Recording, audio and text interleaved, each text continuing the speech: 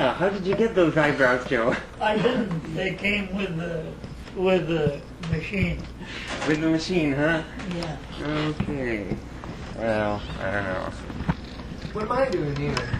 Oh, don't give me that crap. He's already talked to you about questioning. I had no part in it, Joe. I thought I was just going to be cleaning my kitchen tonight. Yeah.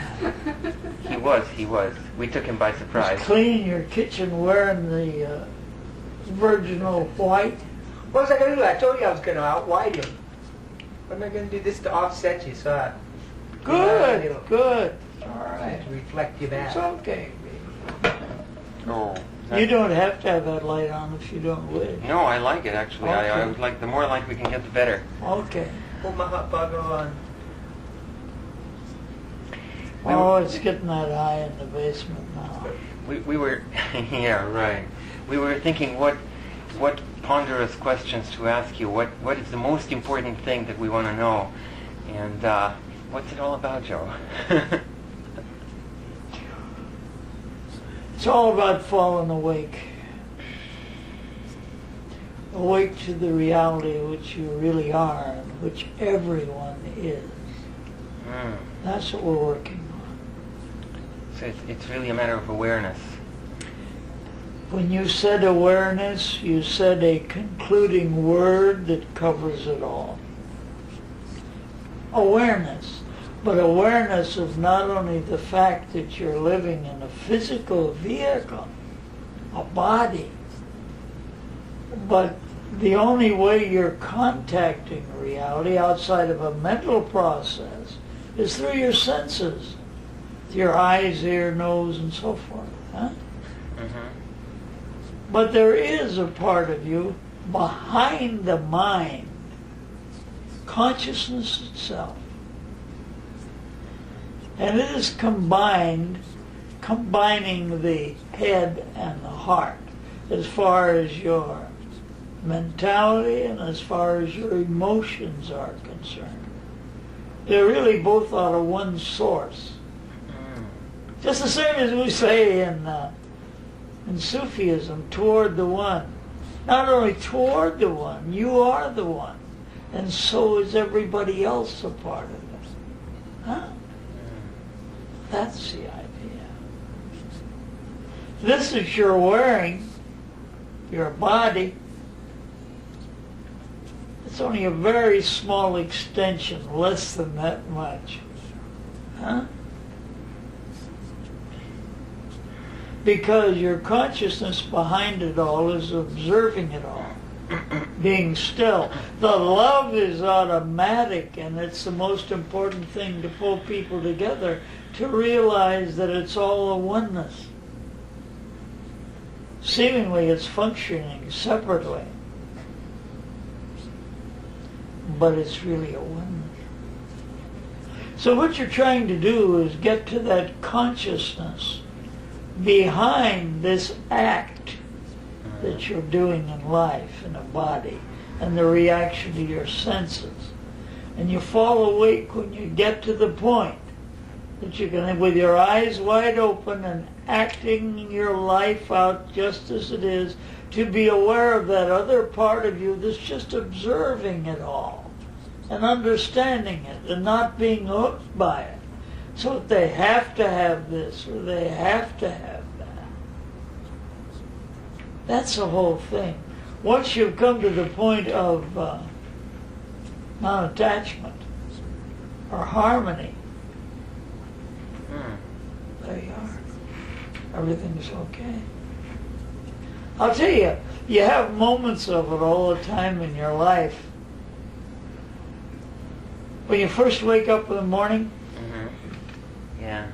after you go to the bathroom, the next thing, even while you're going to the bathroom, says, I'm here. Who is the I? Who is the I that's saying I? What is the I?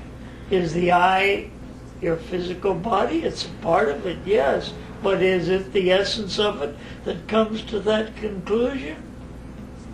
Is it something in the brain that contains all the events of your life so that when you wake up the next day, you know it's you? Huh?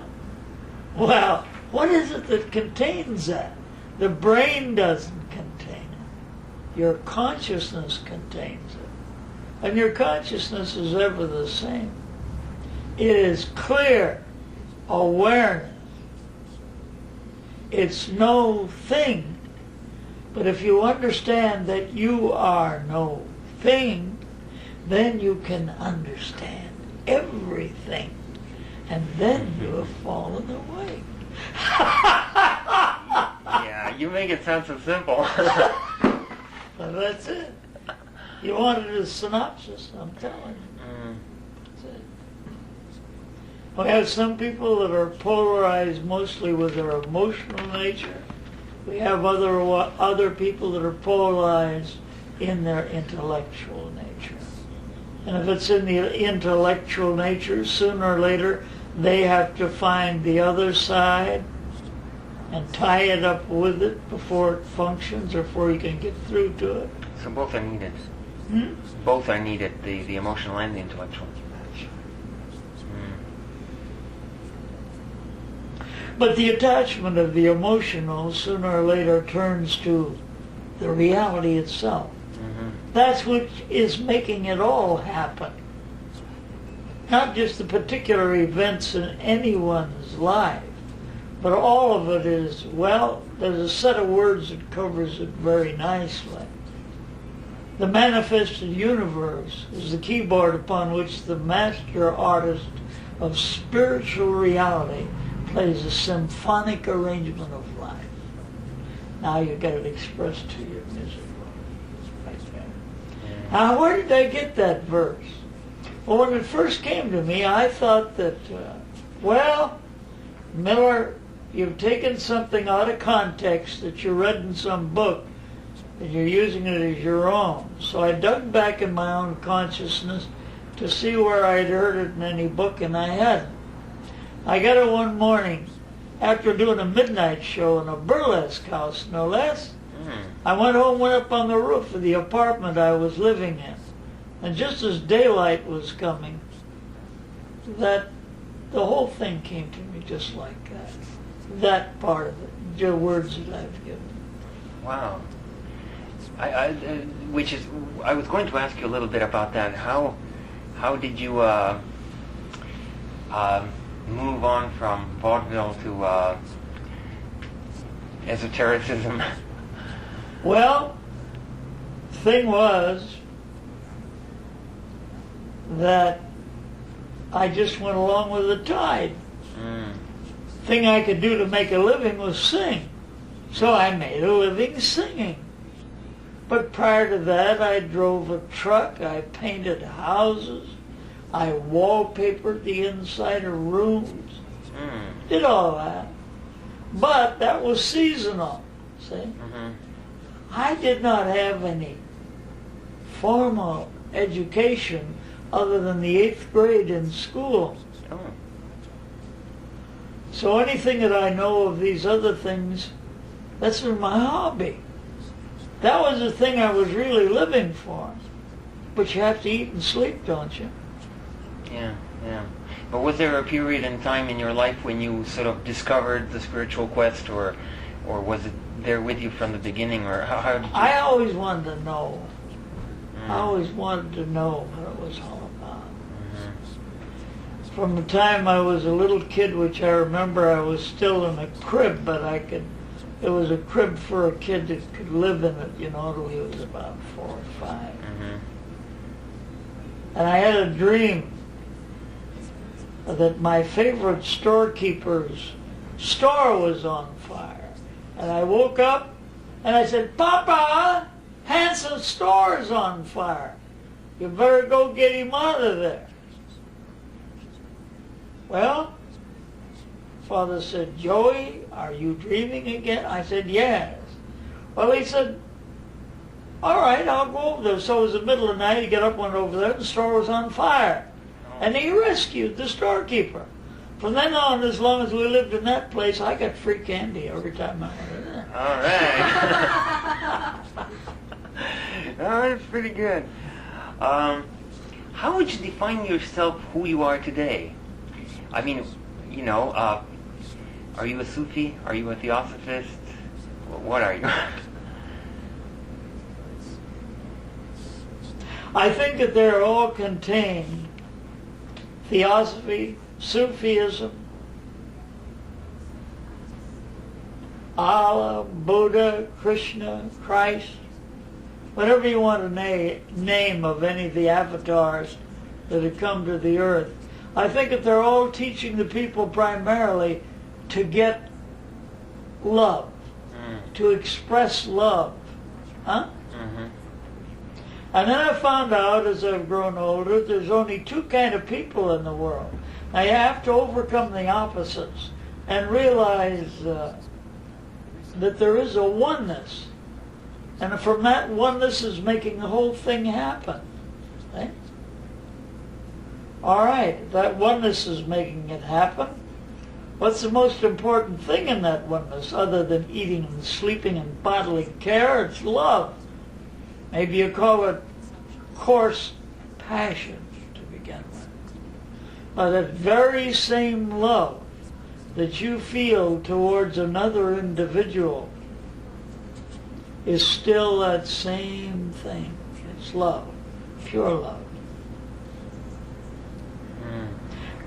So when you get to the place where you can practice it at compassion, and you can love people whether you like them or not, it's like one of the cliche sayings that we have, I might hate your guts, but I gotta love you. Yeah. Huh? Because you're a part of me and I'm a part of you whether I know it or not. At the particular point you are, maybe you're not as evolved in some ways and more evolved in others, huh? But we're all from the same source. We're of that oneness. Yet we're all individual and different in our expression. We're just expression of that homogeneous oneness which we all are, which is the reality. Now call it any name you want to, or use any method of adoration you wish, or any practice that you feel will bring it to you. But sooner or later you find out that that real part of you is a spontaneous something that just happens after all of the study to do this or that practice. It's all well and good. It all depends upon the position you're in the evolutionary factor that runs through humanity. And when you get to a certain point, you realize that all of those practices only bring you to a point where you see the value of meditation and making the lower mind be quiet. Because I feel that the higher mind is in the heart, not the thing that goes boom, boom, boom, but that etheric something in the middle of your chest. That in that very center is that spark of infinity which you really are, which sooner or later, with your growth and understanding things, comes you to the place where I say you got to fall awake. Well, falling awake is another word for cosmic consciousness. And we have flashes where, everything's clear, and you understand it. And then something comes along of one nature or another, and you go nuts about it, whatever it might be. Whether it's a home, a house, someone of the opposite sex, or whatever it is, and you lose your balance, you lose your equilibrium. And then you're hooked, as my friend is partially at the moment here. But sooner or later, you still love whoever you've decided that you're going to love, and love them intensely. But you realize that there is this higher factor. There's just pure love and compassion. There's only one thing we're all looking for, is happiness. So joy must be the natural state. Instead of sad sackness and serioso, keep it simple and tell them that love is the main thing. And it really is. But a love of everyone. So instead of being a taker, you're a giver. Huh? Get it? Yeah. Now, in that particular division, there's very, very few givers and an awful lot of takers. Huh? Yeah. Yeah. Now people come to you from different paths, different organizations. Sure. I talk for different groups. I go give them a rap now and then. Okay, but do you tend to maybe recommend some form of meditation or some path and maybe discourage another? I never condemn anything. If some guy is worshiping a pebble that he picked up on the beach or whatever it might be, because anything that will get him beyond limiting to just himself, that will put him to something entirely outside of himself, strangely enough, it forces him to go inside to find out why. See what I mean? Right. So therefore, all of the things that they say are negative and so forth, they have their purposes, because after a while you find out. And then you take up the question of karma. Oh, well, it's my karma to be such. But once you realize you're at one with all and you're leaving it up to the reality to function through you, you haven't got any more karma. You've joined the big family, huh? Get the idea? Yeah. Yeah. Can I make a slight digression here? Go ahead. You mentioned karma. There is a purely technical thing that's been bothering me a little bit. In Buddhist teachings, Buddha himself has taught reincarnation, and he spoke about his own former lives. Yeah. And yet, one of the essential teachings in Buddhism is that of anatta. There is no permanent soul. So, what is it that reincarnates? But you see, you're only speaking of one particular branch of the Buddhist understanding of things. Anatta, it's nothing, yes. But no thing is everything. Okay. Get it? Get it? Huh? All right. You see what I mean? All of these things had to come out of something, didn't they? They came out of nothing, they go back to nothing, but nothing is more important than something is. Got it? In fact, I gave a talk one night downstairs, and I said, well, don't know if you're going to like it or not, you're all nothing, and I'm nothing. Huh? Well, no thing. We're not. After all, when we're asleep, in deep sleep,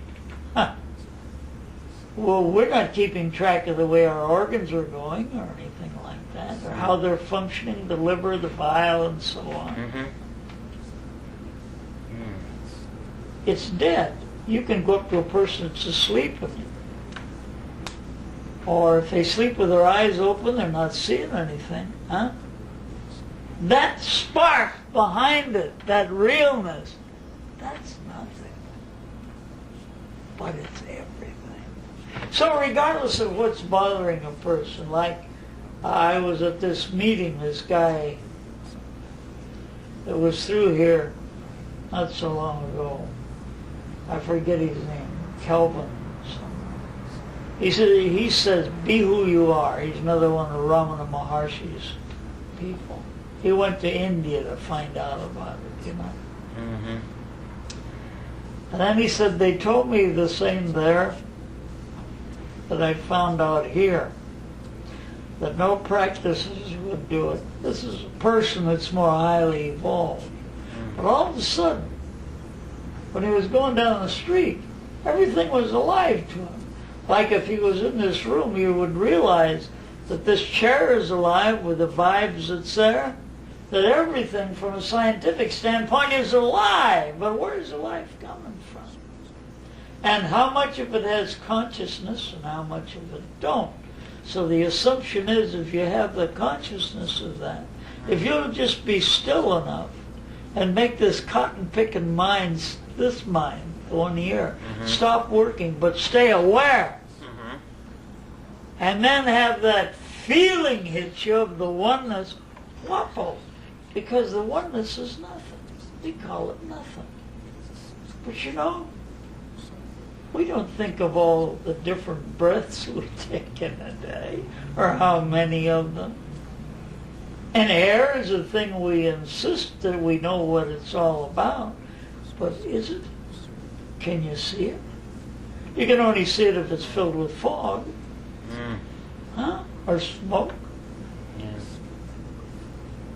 See, we deal with so many things that science hasn't got to the nitty-gritty of it yet. But they're getting closer and closer. When they get close enough, they'll pop into the other and they won't know what the hell to do with it. Because they're still animated largely, particularly in this country, by greed. I was going to make something pay off. It's going to be a business. Well, that's the way the thing rolls here. And if it wasn't rolling that way, we would not have accomplished in America the wonderful things we have scientifically. The world at large at the present time is on the edge of war. People fighting against the others. Well, what has to happen? They have to become aware of brotherhood as a reality, and that it is.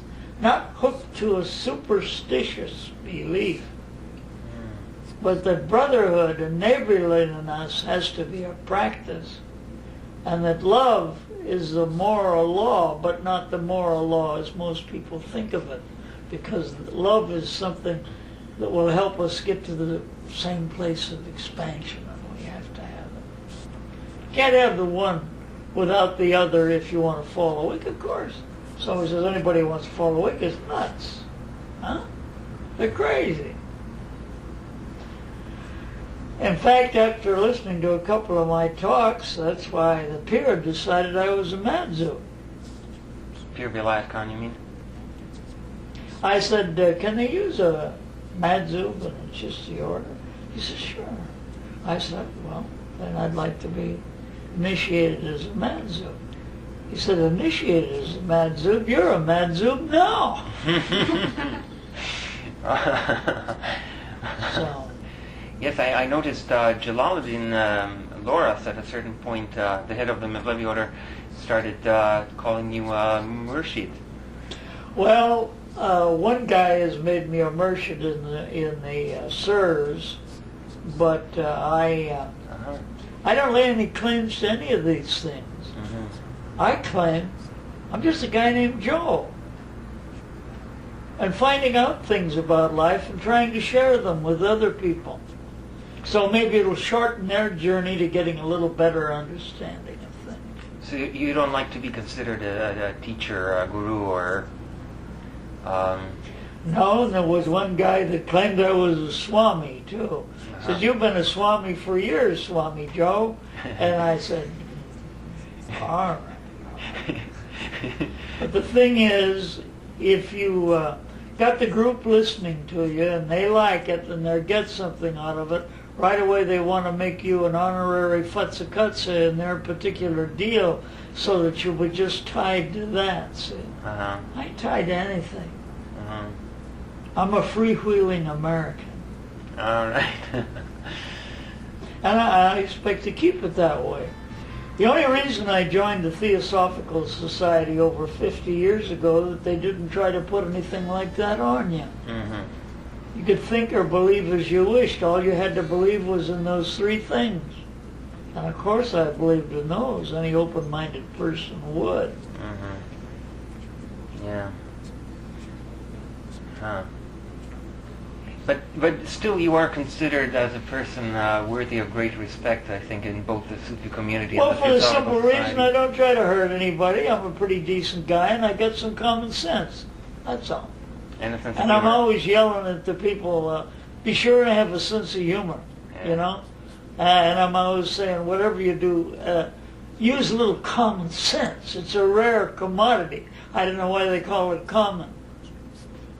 Huh? See, as long as you get your feet in the mud, you can have your head in the stars. Fantasize if you wish to, but connect it up with here. Because this is as much a part of it as any spiritual aspect you could think of. When you got the other, you got this too.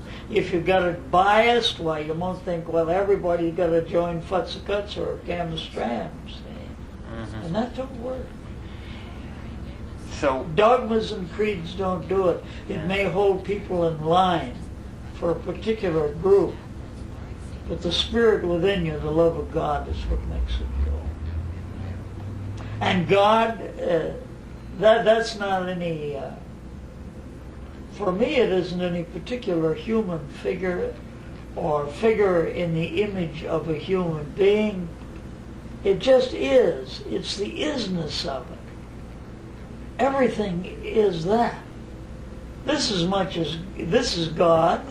Mhm. All material things are God, as much as standing in front of an altar, or if you're over in Tibet, Gao showing to somebody 1,000 times. Huh? But you see, in Tibet, they learned a lot of things. Got a lot going for them. A lot of the things that I have in this room were given to me by lamas. Mm.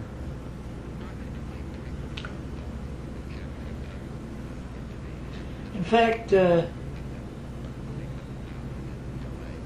it's a wonderful way to go if that way satisfies you. Because you got outward practices that makes you think you're going to come to something, that when you get to a certain level, it'll happen to you with spontaneity, Mhm. without having done any of those things. Mhm. Like some little kid runs out in front of a car, and another guy standing on the curb that doesn't belong to anything will jump out there and save the life of that child. Huh? Uh-huh. That's that spontaneous godliness in him functioning. Huh? He didn't think about it. If he'd have thought about it, he'd say, hey, I'm not going to step out there and get killed by that car. I'm going to stay right here. Sorry about the child. That love element, you know? We say toward the one, but we are a part of the one at all times. And there's only one. Now you're getting into Sufism. But in a particular thing that Blavatsky wrote, Uh-huh. thing that you got to realize that you're part of that one. That was the final synthesis for the first esoteric group. Mhm. And realize that from one part of your being, you can see it without any attachment. But take the word love, which is commonly only associated with sex, and it is associated with sex, but other than that, it's the very breath of the reality is love. Mm. Analyze it completely. Love. Find it at all levels. Huh? Even find it in animals, birds, insects. Whatever it might be, love is there. Huh? You get to a point that you realize this whole thing that's happening and evolving is all made of the same substance. And that, along with consciousness of knowing as well as feeling, that you become at one in a larger measure with all of it. Huh? And these guys that can do these magical tricks and attribute it to their religion, they're still tied here, don't you see? Mhm. They got to put on a show, huh? But they can put on that show to help somebody, and those who are the real teachers do it without taking any vows for it. Mm. Huh? Mm. Because it's just a natural thing to do to help. Yeah. There's two words that work pretty good there. One is hinder and the other is help. Huh? One's filled with love and the other's filled with greed. Enjoy yourself. You've got millions of years to get through it if you don't want to follow away and come to the understanding of it all. But there's no particular way that's got a contract with God. They're all just doing business, brother. Yeah. And most of those that had the most of it, nobody ever even heard of them on any national scale or otherwise. Imagine how insignificant the Master Jesus was in his advent here on earth. Huh? Yeah. And like when he healed somebody, he said, "Go and tell no man." Yeah. It says, tell no one, but show John. Wow. So if you're well, just show him your wealth. That's all.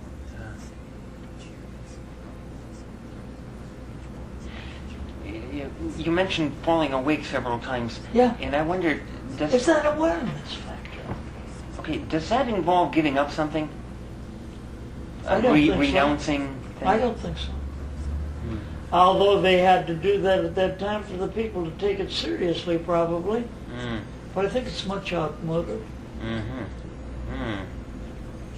You can live a perfectly normal life with your eyes wide open and be there and here at the same time. Be in the world but not of it. Yeah. Huh? Yeah. Yeah. See, that's something I like about you. I mean, you're really in tune with the times, and I believe that the whole community perceives you as a kind of a wise old man, or a grandfather. Or a dirty old bastard, just depending on how they look. Okay, but what happens when Joe is not around someday? Is there any succession? Yeah. Oh, Everybody that's ever been on a walk. all right. Because all the time I've been planting the seeds. And the seeds in there, they already had in them. I've just been giving them a little warmth on that part. And gradually as those seeds open, they won't know who the hell started them to open. But it'll happen, and that's it. Nobody has to take any bows or any fees, either one. Just be who you are.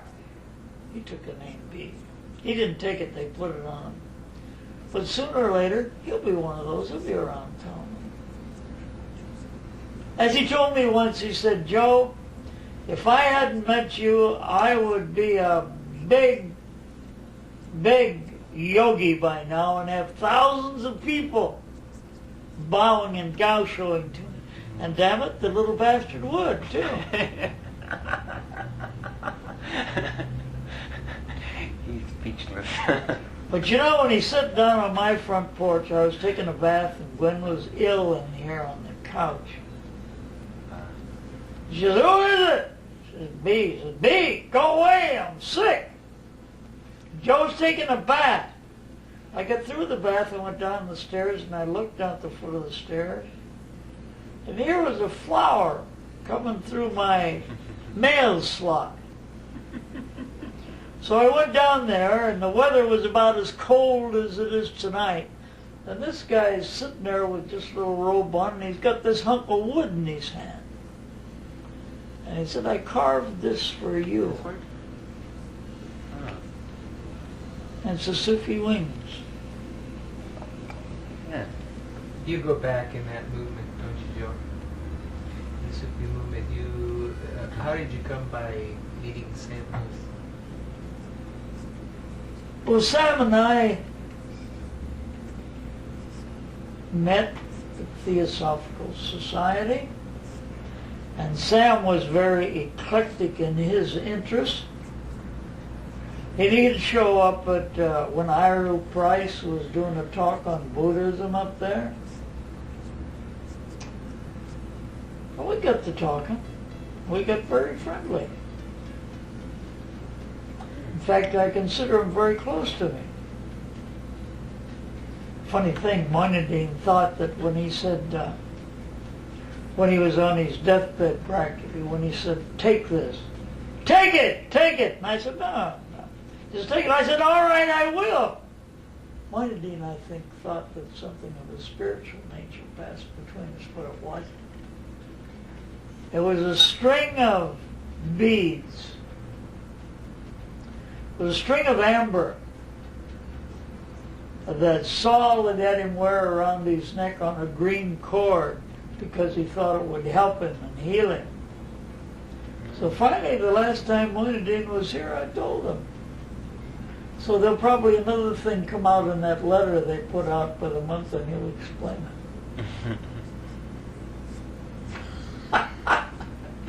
But Sam did ask me to keep an eye on his kids. So every once in a while, if one of them I feel is getting out of line, I don't have any hesitancy in telling them off. But they know I tell them off anyway. But he did say that, keep an eye on the kid. Tried to do it. When did he say that? Was that after he had the accident or even before it? Before. Oh. He figured he'd be leaving before I would. And he figured I'd still be around. That's an interesting piece of intuition there. Yeah. What were the major influences in your life as you came up through the years? Different ones at different times. It's like this. It's like you read a book 5 years later. If it's a good book, you read it and you find stuff in there that you never knew was there. So it's the same thing. I met people. I was open to anything and everything. Go ahead and see what it's about. But then your consciousness keeps understanding more and more, and you reach to another level and widen out. And my whole thought when I was about 30 was to come into a common denominator in all religions that would give me the touch. And what I come to was love, unselfish love. So, not bad, huh?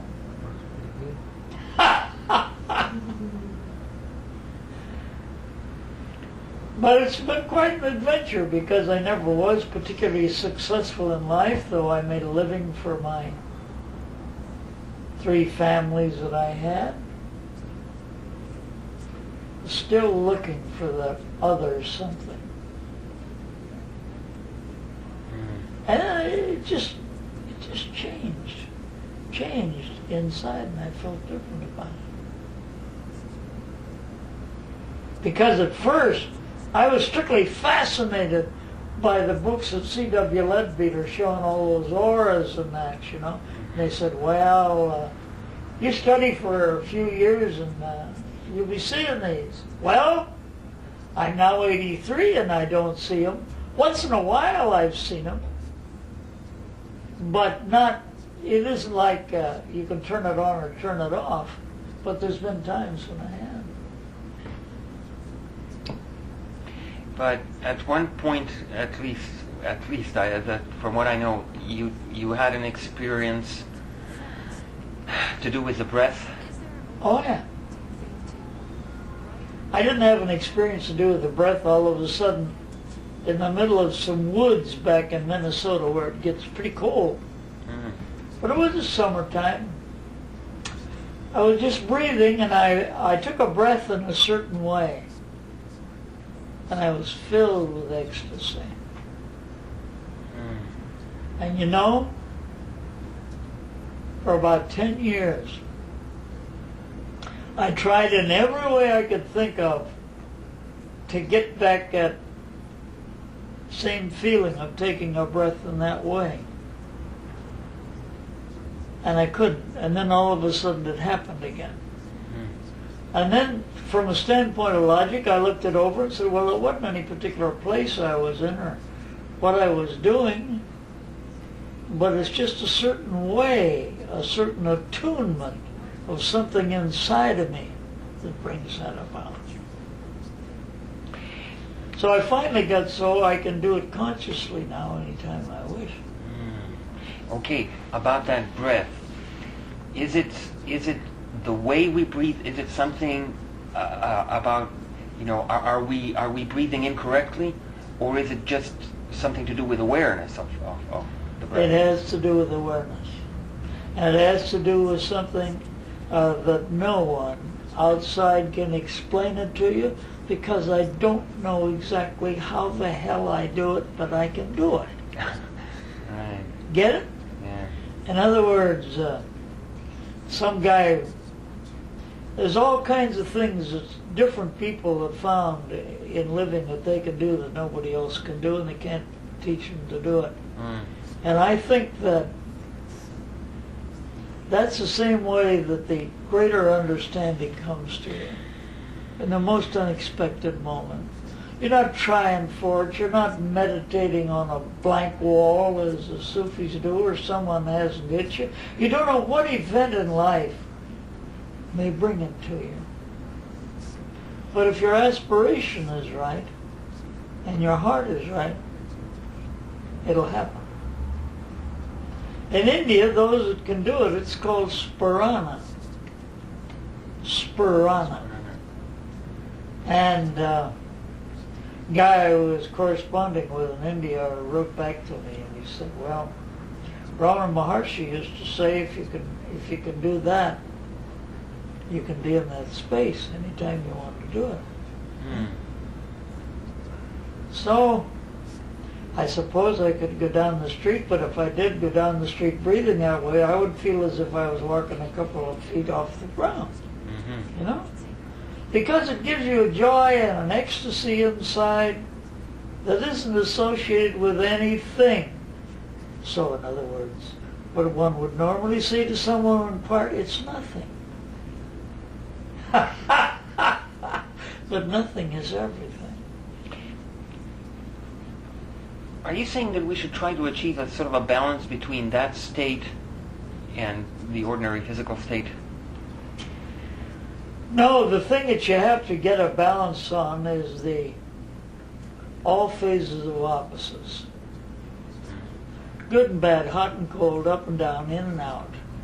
And realize they're but relative parts of a oneness. And the point is to be at equilibrium, so you're balanced. But if you go all out one way, you're as lopsided as you were if you only had one leg and one arm. In your thinking, in your consciousness itself. Huh? We live in a world of dualism, but we are of the one. And the one is another way of saying God, or whatever teacher you want to mention. It's just being that. Feeling so much of that, in my case, what Joe Miller thinks don't mean a damn thing. But you just feel, it comes out in a feeling and a thought all at once, because your higher consciousness is here in your heart. And you do things with spontaneity.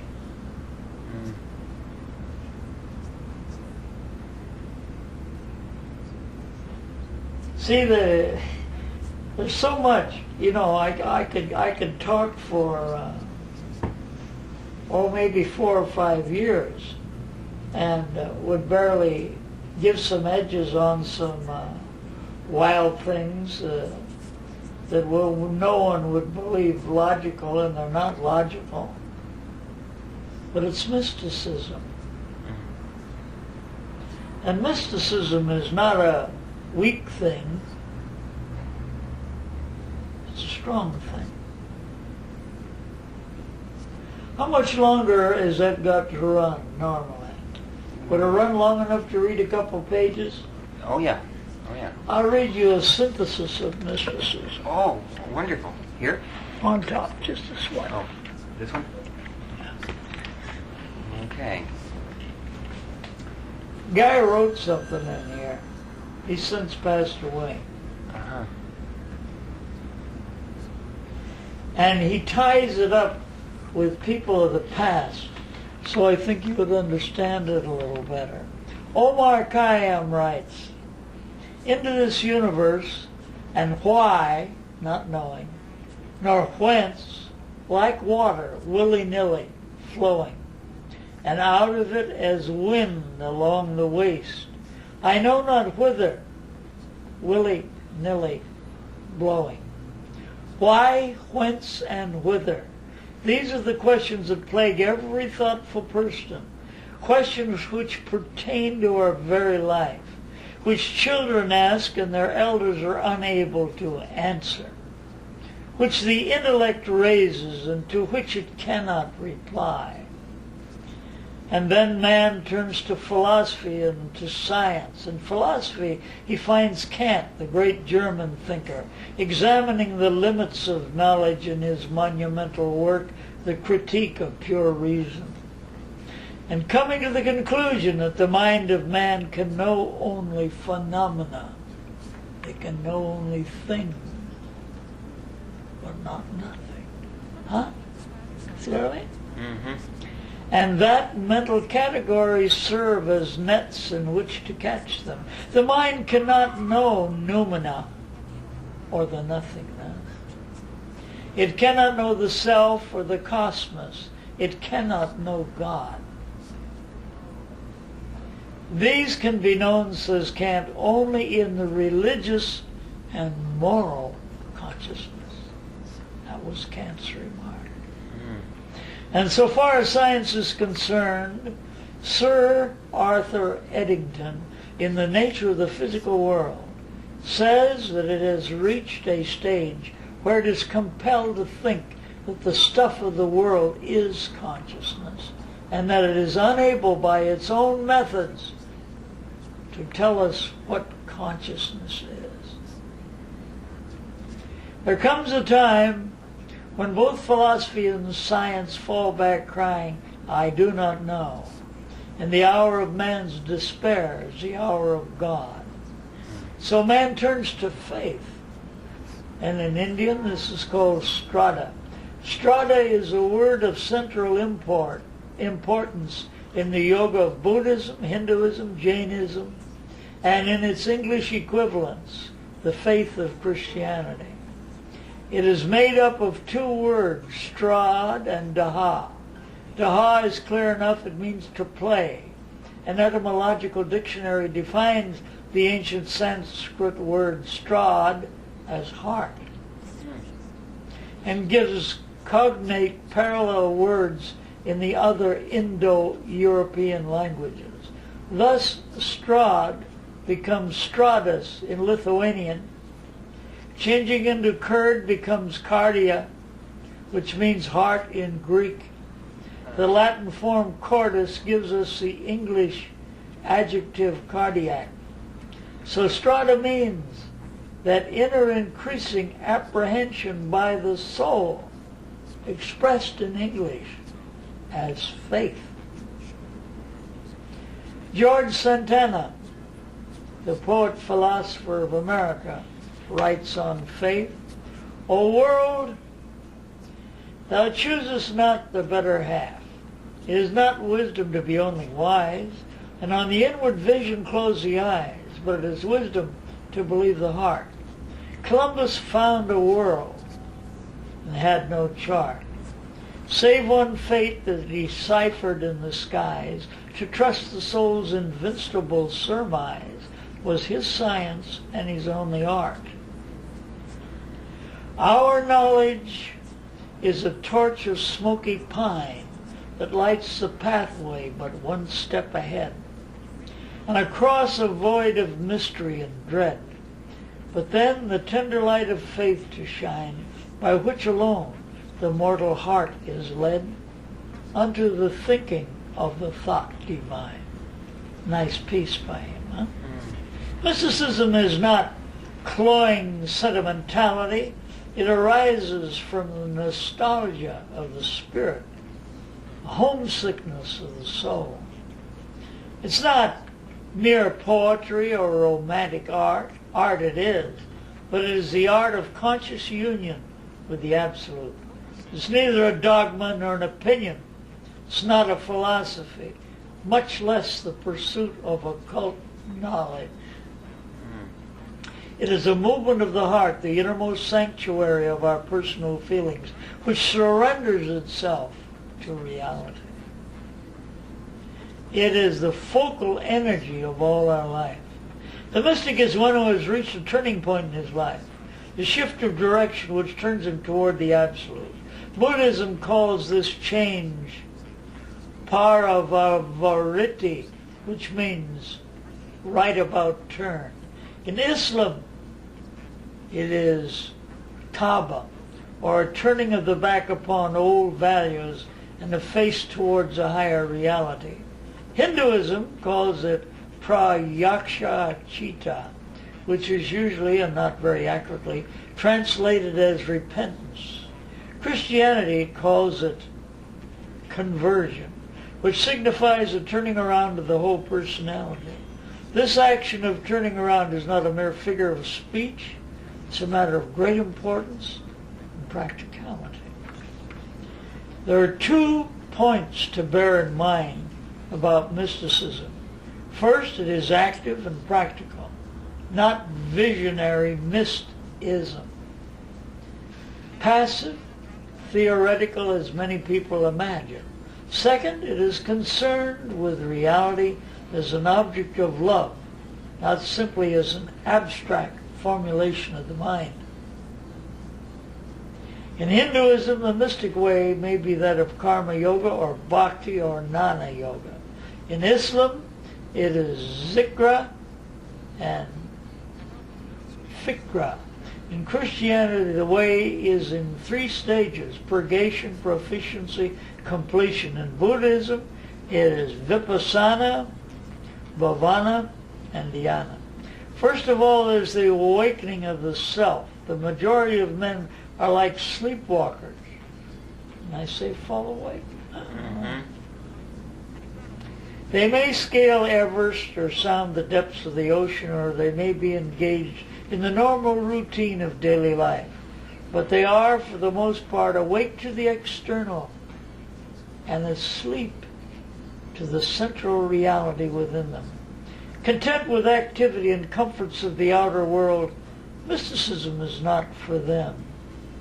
Next are those more sensitive souls who are partially awake, and for them mysticism is possible and will lead them at last to the state of realization. At every moment, on every occasion, man must be fully conscious so as to distinguish between fleeting and the permanent, the perishing and the eternal. Comes the awareness factor. At the feet of the Master lists 4 qualifications laid down by Shankara for the awakening of the self. They are: first, discrimination; second, detachment or desirelessness, not only from the worldly but from heavenly pleasures.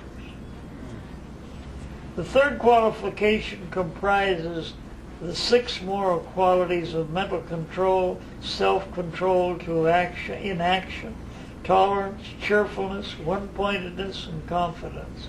Finally, there is the keen, burning yearning after liberation from the thraldom of senseless life. After these 4 preliminary qualifications comes purgation. Purgation means the purification of the vehicles of consciousness, physical, astral, mental, which, since they are conditioned, prevent us from knowing the unconditioned. Tennyson writes, "The Lord let the house of a brute to the soul of a man. And man said, 'Am I your debtor?' And the Lord said, 'Not yet. But make it as clean as you can, and I'll let you have it better.'" Better open the door, see what it is. And in the purgation there is joy. The mystic does not find it burdensome, for he knows that he cannot venture further along the path without his necessary purification. After purgation comes illumination. Illumination begins with introversion. The Katha Upanishad tells us the self-existent one has turned men's senses outward so that he sees only external things. It is only the rare individual, guided by the intuitive self, who, wishing to attain immortality, turns inward and realizes the reality of the higher self. There are three aspects to introversion: recollection, quiet, and contemplation. Here, recollection does not mean remembrance, but implies a surrendering of the consciousness to a higher reality. Drawing all the forces and powers of the mind to one center. Then there's quiet. The turbulent will must be subdued and the waves of imagination stilled. Finally, there's contemplation. The one important characteristic of mysticism. Contemplation is a form of higher consciousness. It is a psychic gateway through which the mystic passes from one level to the awareness of another. In contemplation there is a divine osmosis, a perception of forces or powers between the infinite consciousness and the finite consciousness. This force flowing secretly from the highest source to the lower level is nothing less than the power of love. And finally, there's the unity of life. There comes a time when in contemplation our so-called I-hood is swallowed up in a larger consciousness. There is a hush in which a door swings gently open and the transcendental self enters to draw the empirical and psychological self into oneness with itself. In the Katha Upanishad, Yama defines yoga as both dying and living, while St. Thomas Aquinas is almost the same word, says that it is the art of both living and dying. Man must die in the lower in order to be born to the higher. He loses in order to find and dies that he may live. Contemplation, fully developed, leads to consciousness of the unity of life.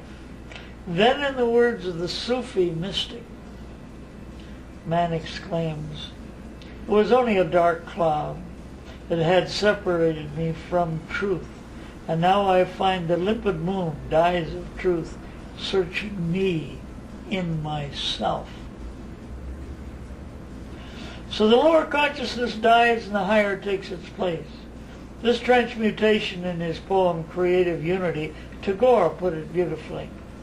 The flower asks the fruit, "How far art thou from me, O fruit?" And the fruit replies, "I am in thy heart, O flower." Flower must die in order that the fruit may be born. It is the nature of the flower, it carries a fruit within it. It is the nature of the egotistic consciousness that it alone contains the potentiality of the higher consciousness. In one of his beautiful poems, Shankara refers to the destruction or death of the lower consciousness and the emergence of the higher. Though difference be none, I am of thee, not thou, O Lord, of me. For of the sea is verily the wave, not the wave, the sea. The mystic feels his identity with everything in the universe. He lives under the form of the eternal. His whole attitude toward the world has changed, for he sees every common bush afire with God. And to him the world appears like a cipher script of God. Browning makes David declare, "I would open my eyes, and perfection no more, no less. In the kind I imagined would confront me, and God is seen in the star, in the stone, in the flesh, in the soul, and in the clod." That is a good explanation of mysticism. Who's the author of that? The author? Jayadeva Singh. Jayadeva Singh. Who was it? That was Georg and his landlady, who was about 90 years old, and wondering about music hour. Music hour. I invited him on the walk. I'm sorry about that. How old are you, Joe? 83. 83. And About middle-aged, isn't it? yeah. And how many years have you been doing this walk? We did it for 18 years. gosh. And then for this last year, Joachim has been carrying on the walk. But we go occasionally. We went for the Thanksgiving walk, and we're going for a Christmas one tomorrow, because each year of the 18 years we did one on Thursday and also on Christmas. So we're doing the walk tomorrow. What made you start it? Can you recall the first days of the walk? I mean, what motivated you to start Sure. it? I had a day off where I was working. I was working as a business agent for the AGVA, American Guild of Variety Artists. Uh-huh. My wife and I decided as long as we had a day off, we'd take a walk. And some people said, well, if you're taking a walk, can we take a walk with you? Sure. So it started out 2 or 3 or 4. And finally, the one on last Christmas, there were 500 there. The one this Thanksgiving, there were 350. And all the time, I've been teaching just a very few things. And some people say, well, and I say to them, why do you keep on coming back? I'm saying the same thing over and over again. Well, I'd think you'd get it long ago and be sick of the whole damn thing and not come around. There you are. It cost you a lot of ice creams, I understand. Yes. On the one for that Christmas of 500, only about 150 went to the beach. Cost me $80. Oh gosh. But that's all right. And I never let anybody give any money towards it or accepted any money at all. Because, you see, you can't buy truth and you really can't sell it. And the reason you can't buy it or you can't sell it is the thing is, you got to find somebody who's neither buying nor selling, but just trying to be. Huh? So simple, isn't it? Yeah. Because if you have allowed yourself to be open in a channel, those people weren't coming by for anything I said. I might have centered their attention for a few minutes or an hour or two, but the thing is, they let themselves quiet down, be still, be happy. Huh? And it encouraged that to start growing more. Huh? It feels like a big family, and going to the walk feels like That's right.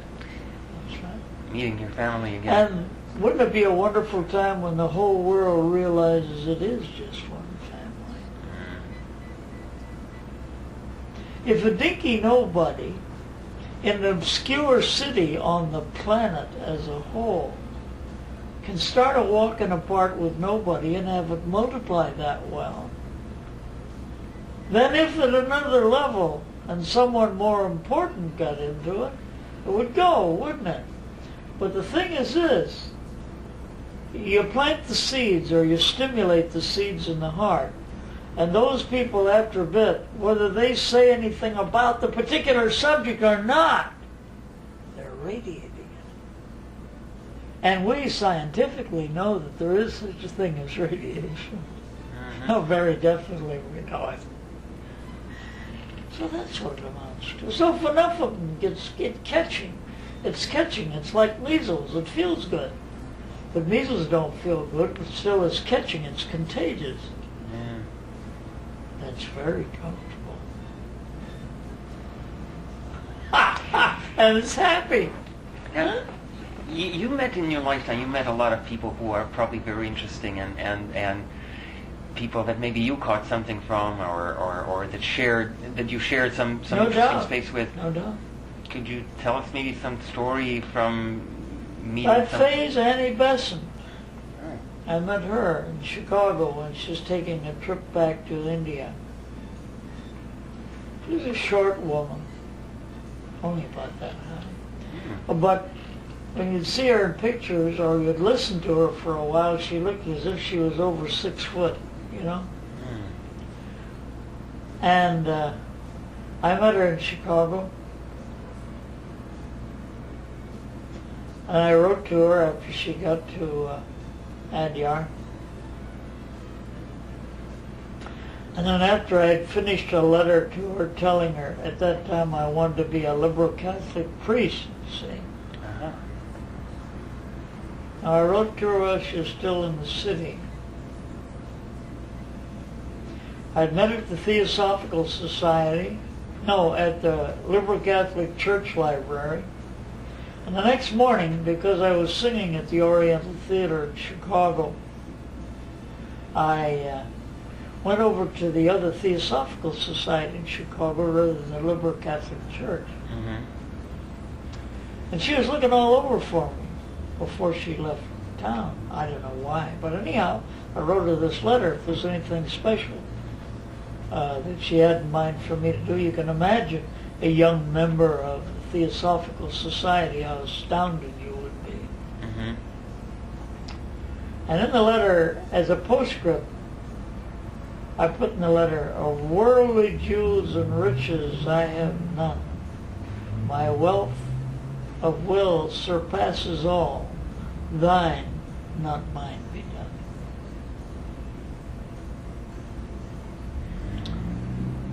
So I found that the bishop there in Chicago, and I was around this church when I'd get time between working in theaters to get down. He said, Annie Besson talked to me about you before she left the city. And she said you were not to be a liberal Catholic priest. That when you got old enough, you would know what you were supposed to do. So evidently, to my mind, I'm just doing what comes naturally. All right. Huh? And in that way, I hope, fulfilling in part, as I'm always open to whatever might come, that doing pretty well.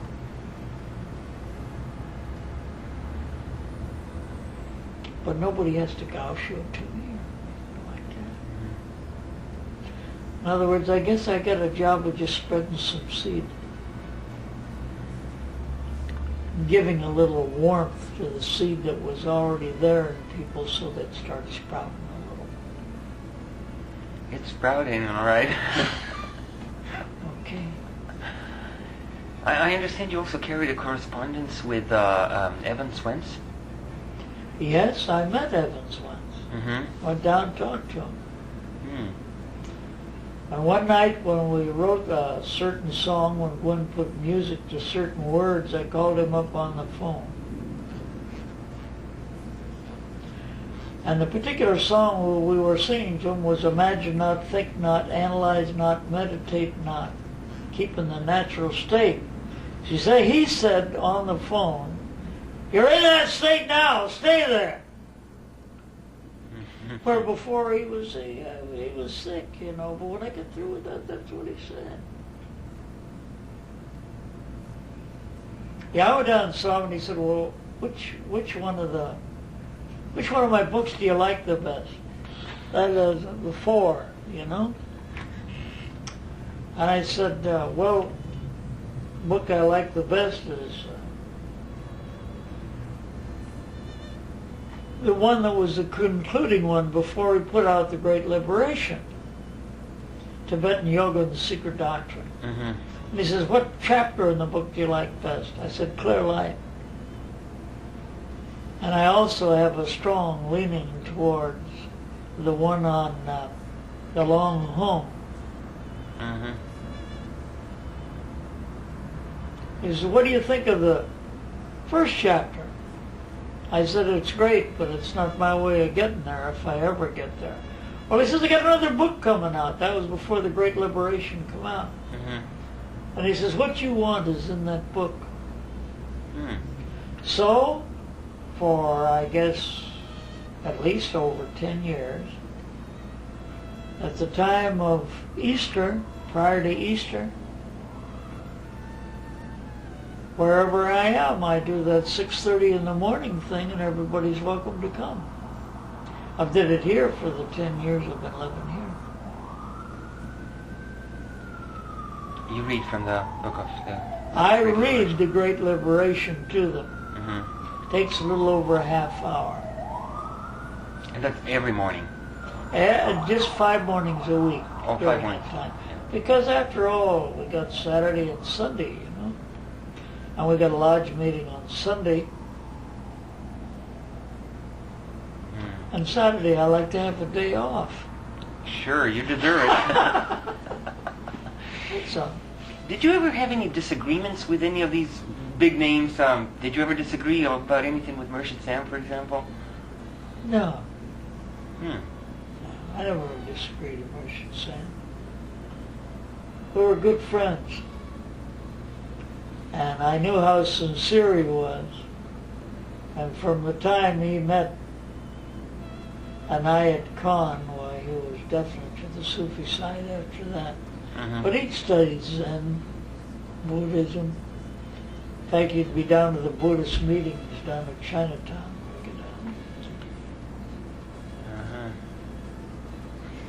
Emilio, Yeah. I see battery.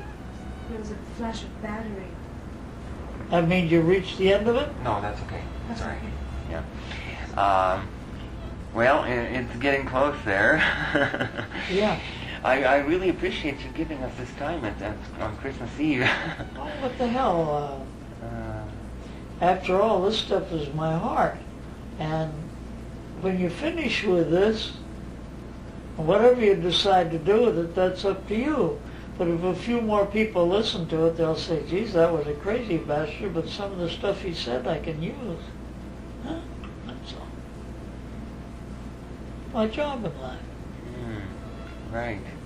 I went out here to a thing at Ted over at the... Ted Gabby, yeah. And Ted is a weird character anyway.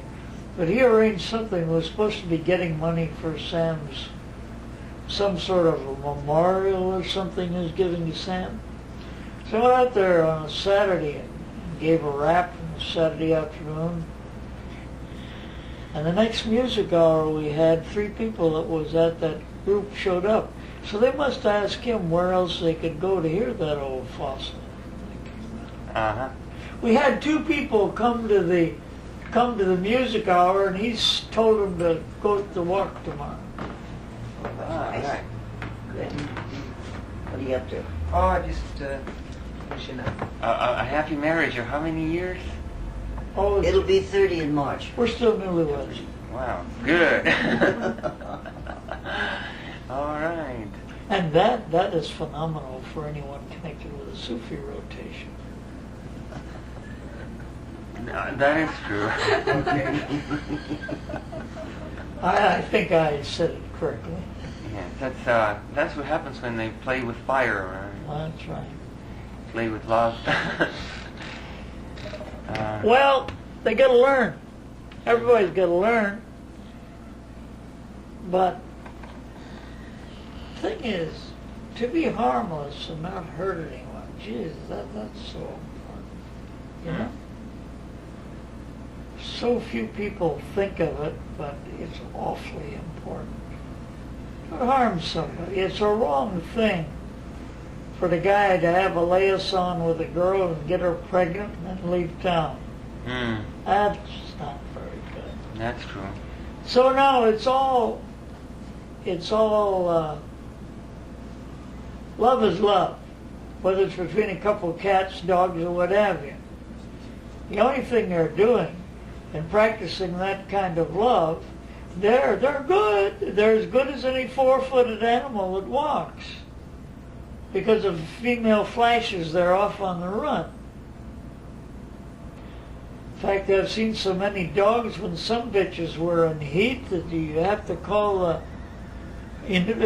humane department to have them come and take them. Now, concerning this bliss that we're all looking for,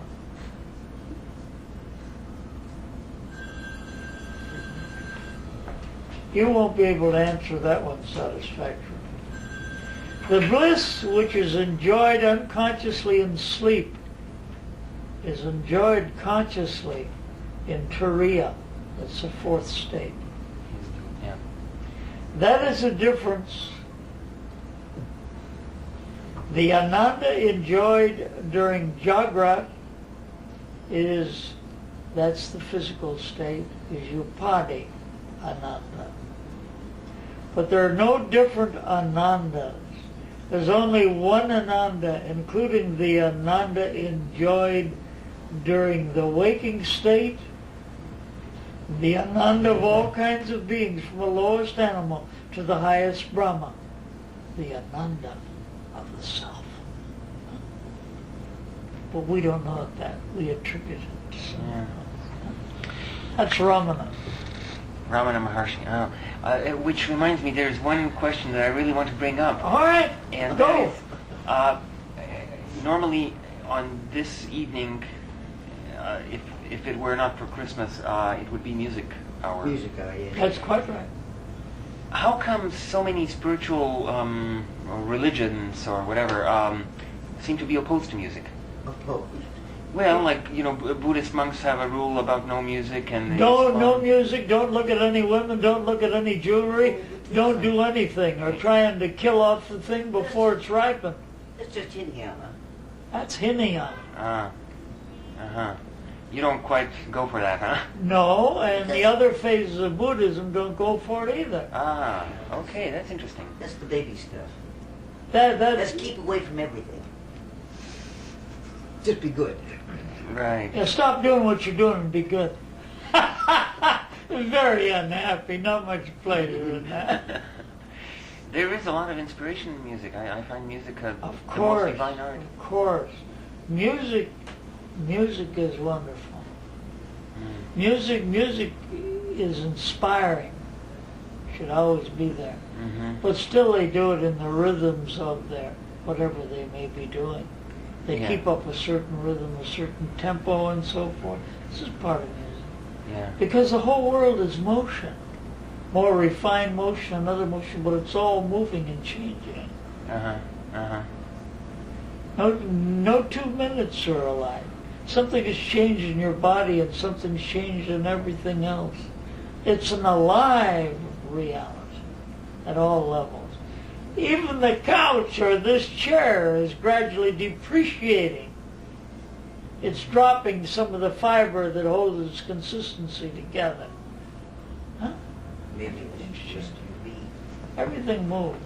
Life is, and we are. And if we realize we are, then we become a part of life consciously. But we all have that perfection inside of us.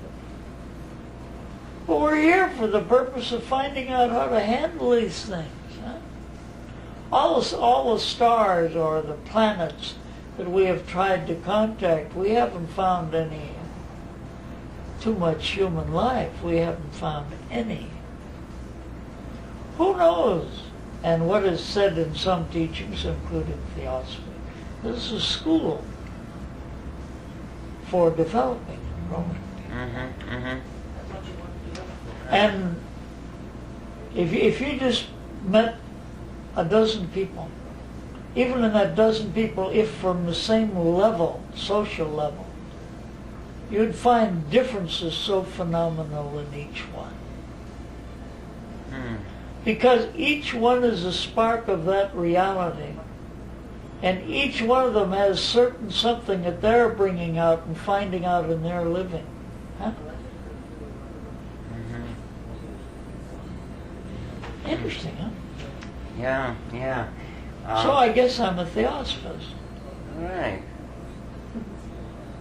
But we do things at the lodge here that prohibitive in other lodges. For instance, anybody can come to any meeting. There are no closed meetings, in other words. No closed meetings.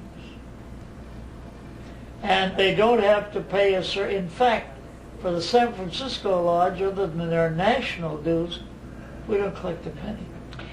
Okay. If they want to put something in the basket, that's up to them. Is there any real justification for having secret meetings? They thought there were at one time, so possibly there was. But I don't think there is now. What I think about the secrets of any of these things, you could say the secrets to anyone, and if they weren't to a place where they could accept them and use them, it'd be just so much more frou-frou. They wouldn't even notice. Yeah. Okay? Can I ask you both something? Sure. Is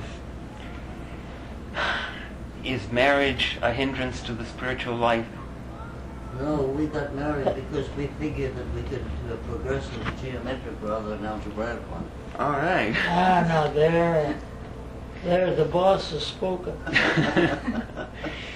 Have you ever found that you were perhaps annoyed by the other person putting too much energy into something outside of marriage?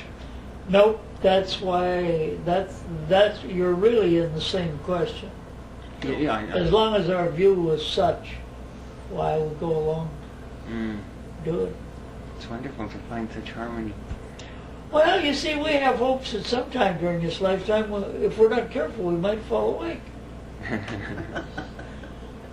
We've got little snippets here and there. You know? Yeah.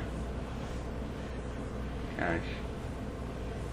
It's inspiring to not just be with you, but just the very fact of your existence. Yeah. Well, it was something we came to each in our own way. And I guess if we have met to be married for the first time, I don't think I would have cared for her, and I don't think she would have cared for me. We were too different. We had to hammer off some edges first.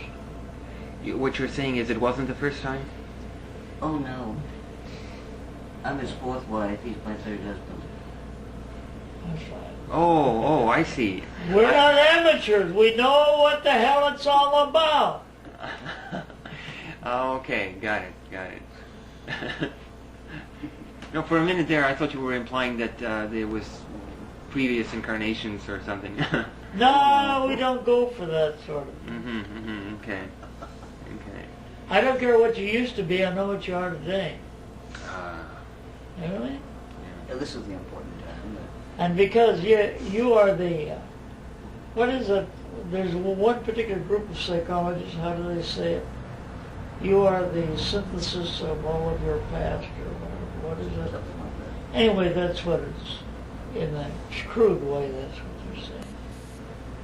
And what you have in potential in this lifetime is what you've built up in other lifetimes, that you can utilize or draw on if you'll be still and listen. It's the damnedest thing. That's one of the hardest things to do. It's just listen. I mean, when you're by yourself, not particularly otherwise, but, you know, can you make us be quiet so you can hear what's going on? As Ramani used to say, he said, a lot of people go to lectures and they keep on going to them for years and they're not changed. And he says, someone comes to visit here and I don't say anything, but I keep doing my job, and when they leave, their life has changed.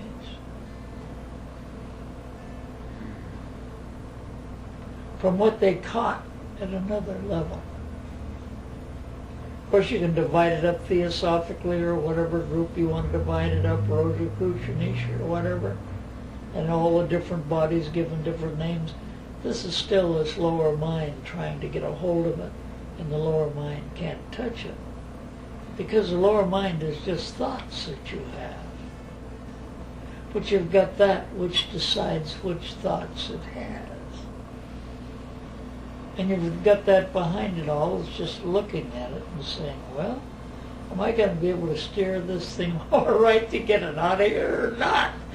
Or will it have to come back again in another body and take some more lessons? Huh?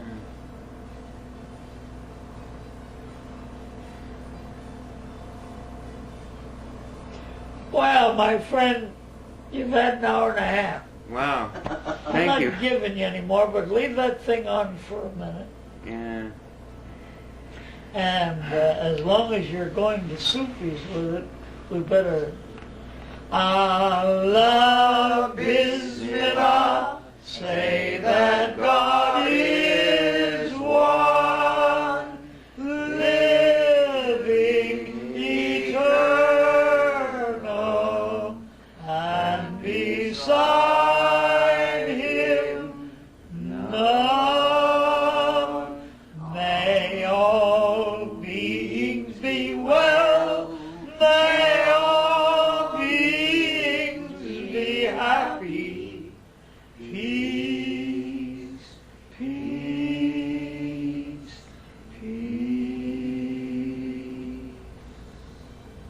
mean. And now that we're done with that, as long as the telephone company has been cheating us, we can certainly take a few words out of the song they use. Reach out and touch someone. Reach out and just say, hi! Hi. Hi.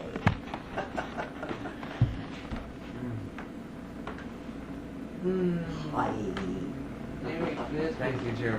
Merry Going Christmas. any midnight trips? Gonna do the midnight mass? No. Right. Huh? You can stay, No, there's you can also- stay up and listen to the Pope if you want. There's Not at also midnight. a party at Lights tonight. All right. You can go out there, that's All fine. Oh, nice. Everybody's go down there and go. All right, let her turn that off. She's got to get a hug, too. Okay. Right. Right. Thanks for coming along. Thank you very much. The restroom is. The door with the koala bears. Thank you. What's your birthday? What month's your birthday? September. September. First part or last part? September 20. Right on the dividing line. Oh, that's my boy Richard's birthday. You want to see somebody that's got the same birthday as you? right there. Look at that young fella in the picture with me. Oh, his birthday is September Same, 20th? same as How old yours. is he? 32 or 33? 33, I guess. He's older than I think he's 33 this year. I have trouble keeping up the ages of all my children. I. He doesn't live in San Francisco? Yes. Yeah. He does. Oh, yeah. You'll see him on the walk Is this your tomorrow. daughter? Early Totally time in different. Persia. Oneness. Early time in Persia when flowers, perfume, music, these were the higher arts, and the Do we run? Yeah. doors They're around good. the guy's head. And good ball. Such a pleasure. Why am I allowed? Beautiful word picture of the Go away, ocean, it's of your the heart, surfing yeah. and blue, and And then quiet. the orange of the sunset, and there was one star up. Then over all they got, because Joe's here, and it's of the cargo Tibetans. And Kagyu? Ka- Kagyu's at the end. that's right. Karmapa. Karmapa. Karmapa. So when he died, they take the ashes, you know. And they were kind to me. This contains Oh, his how ashes. wonderful.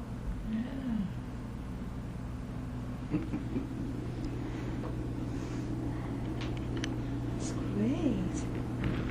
Was given to me by Kenpu, the guy that's in charge of the place. Good hill. Kartoken. Yeah. And that Buddha statue was given to me by Shahabadi. Shahabadi. And his two ladies. You know Shahabadi? Yes.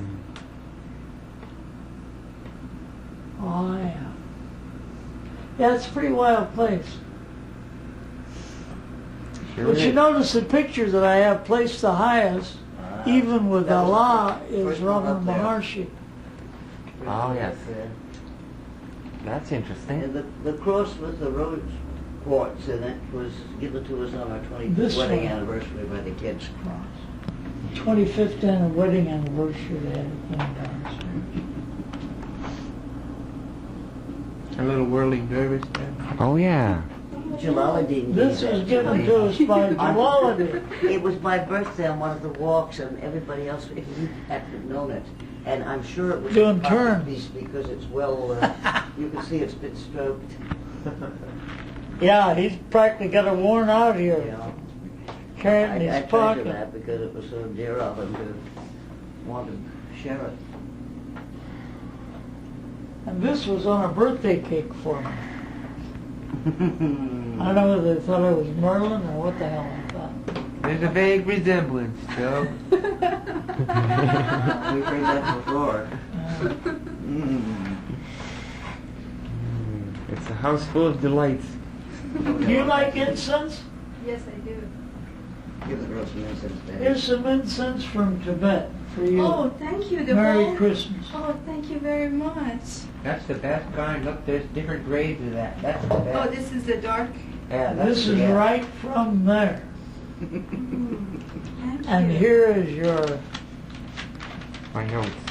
swing sheet that you were using on me. I don't know whether it did you any good or not, but